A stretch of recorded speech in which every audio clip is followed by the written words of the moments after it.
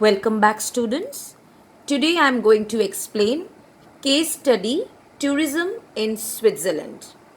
Switzerland is a landlocked country in Central Europe. It is bounded on the north by Germany, on the east by Liechtenstein and Austria, on the southeast and south by Italy, and on the west and northwest by France.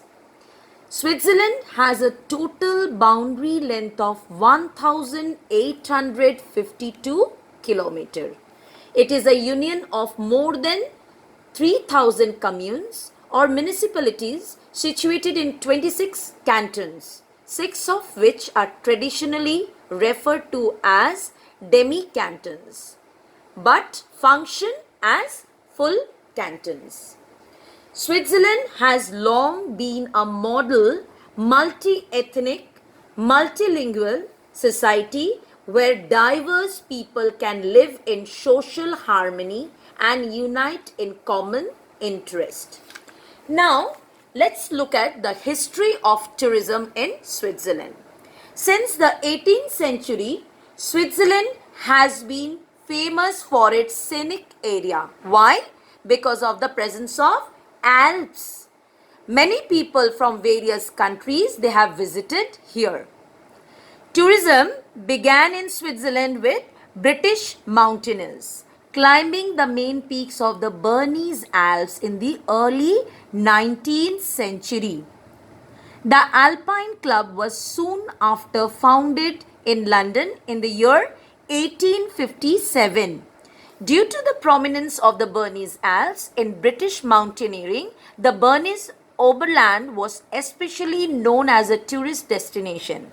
And the first organized tourist holidays to Switzerland were offered during the 19th century by the Thomas Cook and Lund Travel companies. Today, there are more than 4,500 hotels in the country with overnight stay numbers about 36 million.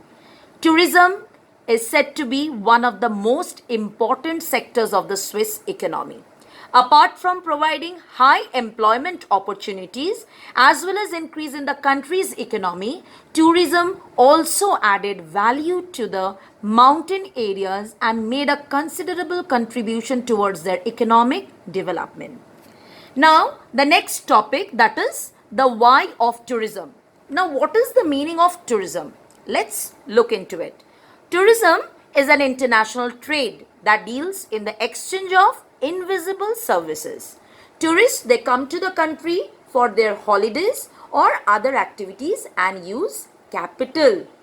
Through this, the host country earns lot of foreign exchange from the visitors. Now, there are different types of tourisms. First one, cultural tourism. This includes sightseeing and exploring different ethnic groups. Second one is business tourism. As air travel develops, more people travel to offices and factories around the world. Third one is geographical tourism, which includes visiting great geographical spots or areas for education or for adventure.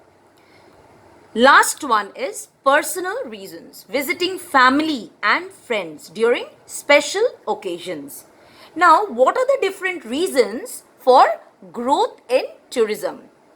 The first one, better and faster air travel, is making remote areas accessible. Next one, nowadays people can afford holidays as there is an increase in the amount of disposable income. Now, what is the meaning of disposable income?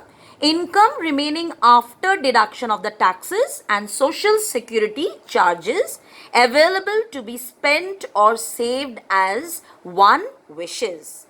Next one is people are becoming more aware about travel from travel shows and advertisement. Next one, increased number of small families with 2 working parents.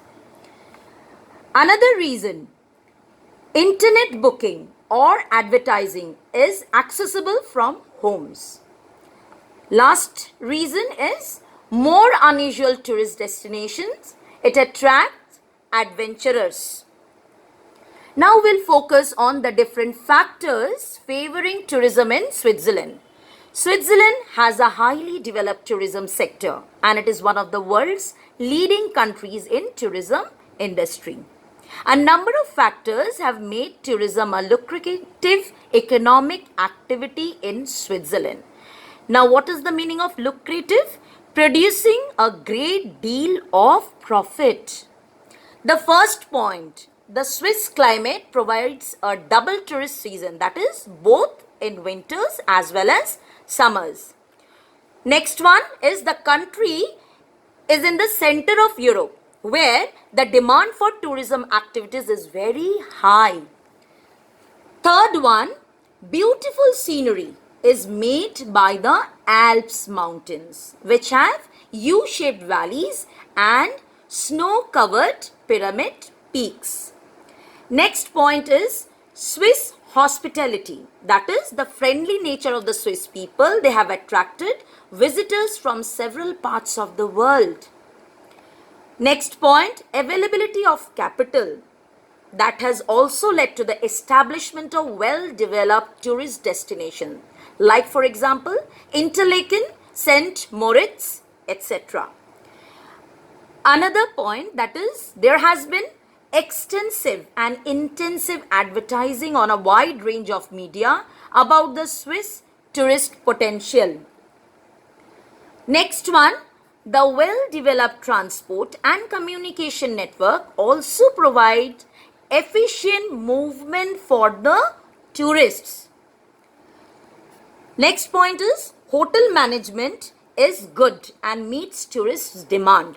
Hotel and lodging services, example modern hotels, inns, caravan sites, etc. with modern facilities of internationally acceptable standards means an increased amount of tourists.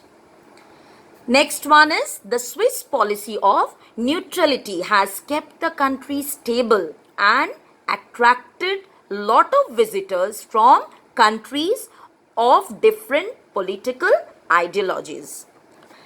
Then is availability of skilled labor force, which has also led to the efficient running of the tourism industry. Next one, it has international institutions like banks and conference centers that are basically used by different nations because of its peace. Then we have the Swiss people. They are very sincere in general and sloppiness of work is disapproved. Strikes that are known to have brought industries to a crippling halt are rare in Switzerland. A very important point, that is punctuality.